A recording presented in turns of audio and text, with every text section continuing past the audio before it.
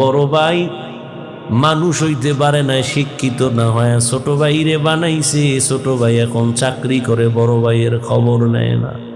ঈদের সময় এখন বিয়ে করি না, কত আনন্দ, চাকরি করে, টাকার অভাব নাই।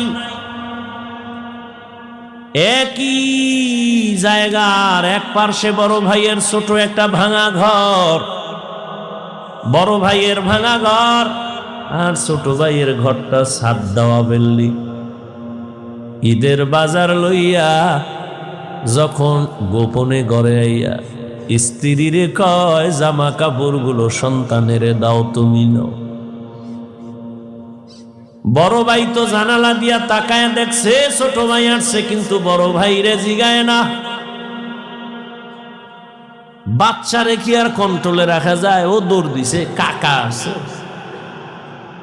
দৌড়াইয়া গিয়া দেখে ওর চাস্তো ভাই নতুন জামা পইরা কত আনন্দ করে। ও একটা দৌড় দিয়া কয়, আব্বু আমারে জামা দিবা কবে?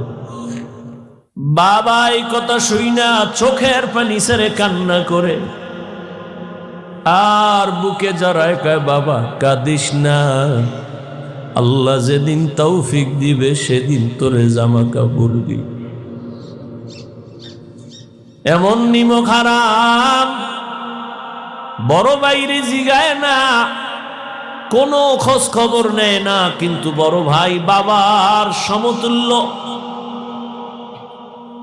এত দূরে দূরে রাখে বড় ভাইরে ছোট ভাই। হঠাৎ করে রাতে 3টায় টেলিফোন আসছে, কে তুমি? বলে, ভাইয়া আমি তোমার ছোট ভাই। এই রাত্রে কেন ফোন? আমারে চৌরাস্তায় একদল গুন্ডারা আমারে ধরছে। বড় ভাই কাঁচা ঘুমের মধ্যে একটা লাফ দিয়ে দৌড় দিছে, আয় দাঁড়া আমি আসতেছি। বড় ভাই কষ্টের কথা মনে রাখে না, একটা দৌড় দিয়া সামনে গিয়া এভাবে হাত বের করে বুকটা দিয়া কয়, যত মার মারতে চাও আমারে মার, আমার ছোট ভাইয়ের গায়ে হাত দিবি না।